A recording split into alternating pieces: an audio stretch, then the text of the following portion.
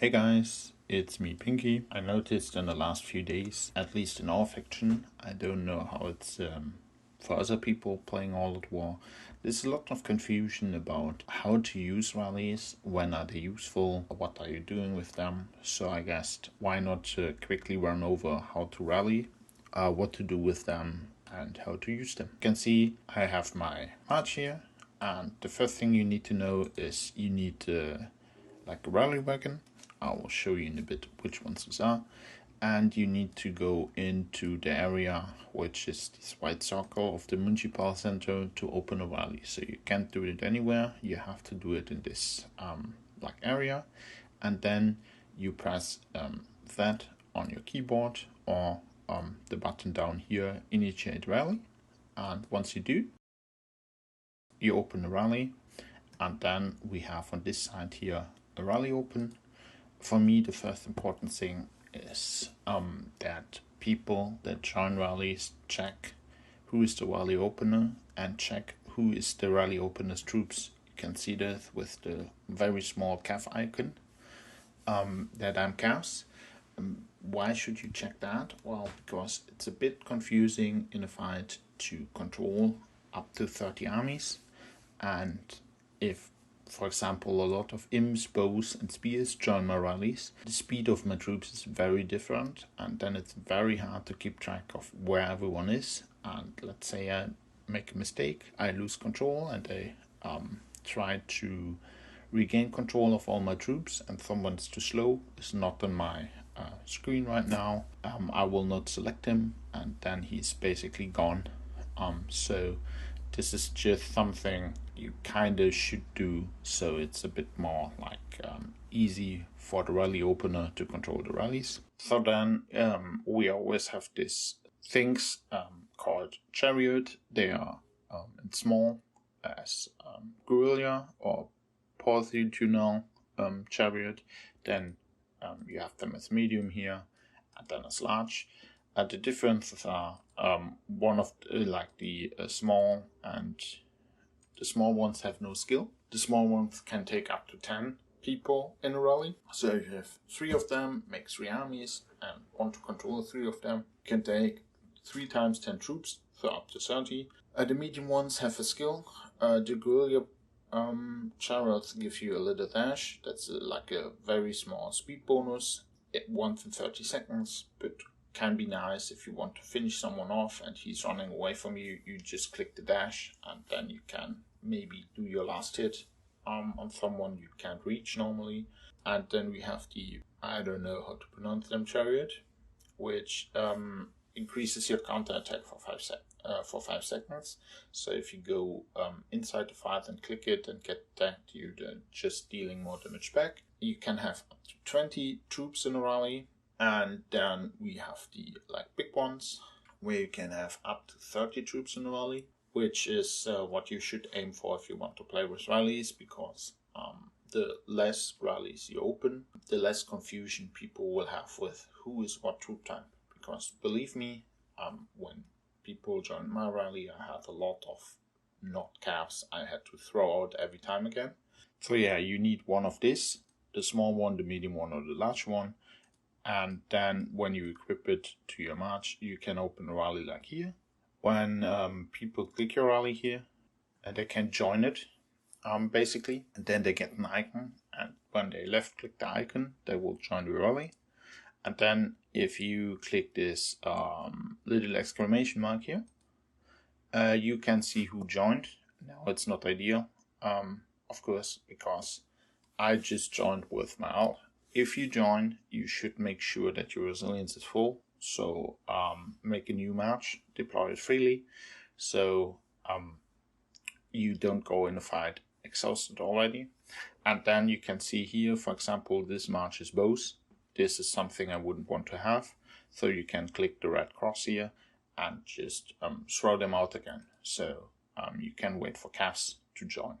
Normally I would open a rally ahead of a fight, so people that are not here right now, let's say in 4 hours we find something, so I open the rally, and everyone who's not there in 4 hours or does not want to fight at 4 hours or doesn't feel comfortable fighting at all because he doesn't like the modus, can join the rallies like this. You can get your fighting numbers up, because 30 armies that wouldn't be there because of they are just not online, they are just not comfortable with fighting, they don't like it, whatever, they send their troops in your rally, and like this they can fight and get their rewards without doing anything.